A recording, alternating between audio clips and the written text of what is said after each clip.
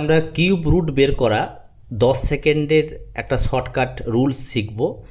খুব মজাদার ক্লাস হতে চলেছে আজকের, তোমাদের খুবই ভালো লাগবে দেখবে।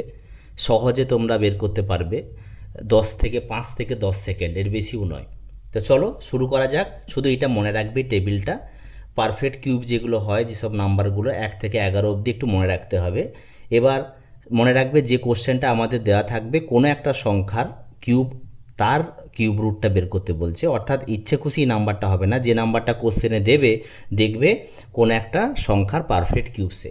তো যাই হোক, এটা আমরা তাহলে এর যখন আমরা ঘনমূল বের করতে চাচ্ছি, কিউব রুট বের করতে চাইছি, তাহলে টেকনিকটা কি, লাস্ট ডিজিটটাকে নাও, তার কিউব কি করে দাও। করলে কত হয় দেখো, এখানে এটা আমাদের মনে থাকবে 729। তাহলে এর ইউনিট প্লেসটাকে নিতে হবে, তাহলে 9 হয়ে গেল। এবার এই তিনটে নাম্বারকে বাদ দিয়ে দাও। এবার এই সংখ্যাটা ধরবো 3, সবসময় মনে রাখবে লাস্ট ডিজিটটাকে লিখবো, এটা কিউব করব, লাস্ট ডিজিটটাকে লিখবো, তারপর তিনটে বাদ চলে যাবে।